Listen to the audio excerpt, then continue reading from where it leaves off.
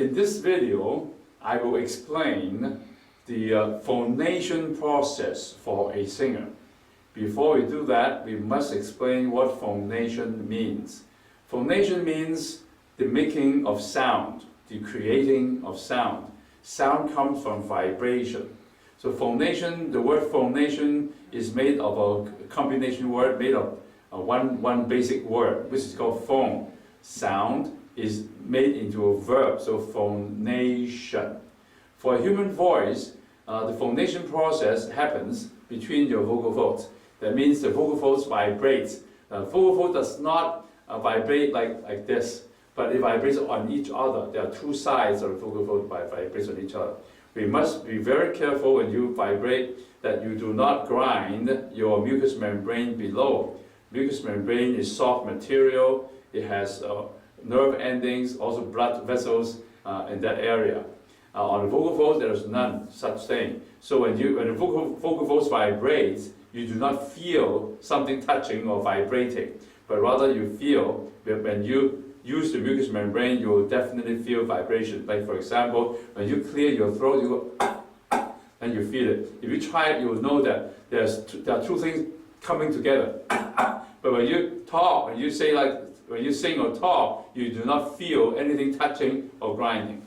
Now this is important because when you grind your mucous membrane below, like this, and below, it will thicken, it will hurt the skin there, and then thicken the vocal folds, then it will make your voice hoarse. Air will come through, then you will start prematurely the phonation process. At the same time, it will rupture your mucous membrane. So never sing like Louis Armstrong. That is grinding purely the vocal fold, mucous membrane. Now the vocal folds, when they vibrate like this, the vibration is caused by airflow coming through from below. When it comes through from below, it flips like a flag, flips in air, and both sides flip on each other, creating a tone, a sound. Therefore, we do not call it a vocal cord, because this is not really a vocal cord. It is a fold that flip easily. The skin is very thin, and you have liquid, jelly-like muscle, and then towards the third layer, fourth layer, it will be the vocalis muscles. The vocalis muscles put the vocal fold in the proximity, and then the skin of the vocal fold, which has no nerve ending, no feeling, it begin to flip. That's phonation. Now there are two kinds of phonation basically. The first terminology that describes phonation is what we call onset, O-N-S-E-T. Onset is where the vocal folds begin to vibrate on each other like this. That's onset. One vibration is like this.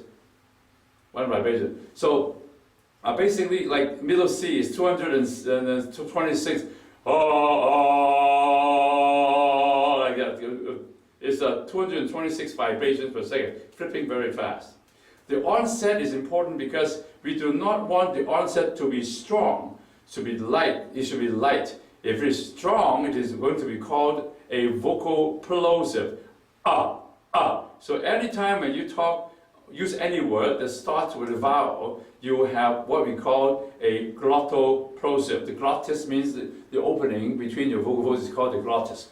So glottis, a glottal-plosive, like this, Now this kind of exploding phonation is easily hurting your vocal folds. So you want to have the onset really light so it would not be a plosive. Plosive is going to hurt your voice, but we do use that, but use them very carefully. Like, I am ugly. You don't say, I am ugly, but what I say, I am ugly. So that will be easier for your vocal folds. Then the phonation process also changes when you go up really high. When you go up to a middle range, like the C or D, you'll begin to feel some tension in your vocal folds. Normally, if your vocal folds are thinner and shorter, your feeling of tightening of the vocal folds is going to be much higher. But when you are baritone, you probably by B or C you begin to tightening a little bit. By D and E, you're going to tighten. The reason is the vocal folds need to vibrate faster. But then the vocal folds cannot vibrate that fast. It will close the front and the rear. The front right here, you can touch it like a V-shaped thing. The front and the rear is closed. So this closing action allows the vocal folds to vibrate with a shorter distance, shorter length. So the pitch that you want to produce could be produced easier.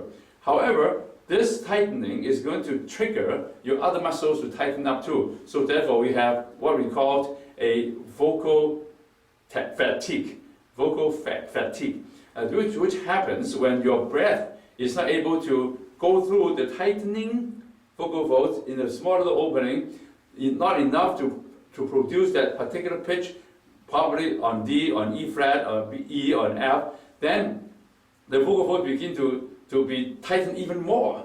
When you tighten even more, you will trigger the other muscles to be tightened. So your shoulder muscle will be tightened while doing so. So therefore, support, breath support is number one in singing.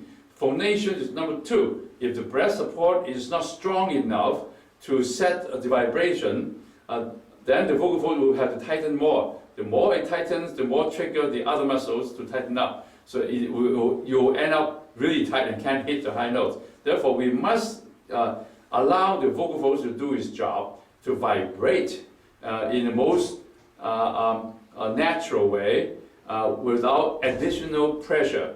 This can be done by more support, breath support.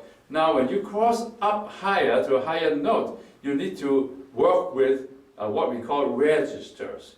There are resonance areas in your head. So when you go to a certain level, you have to use those areas for resonance. So therefore, we'll release the vocal folds from extra pressure. So that will be our next video. Thank you.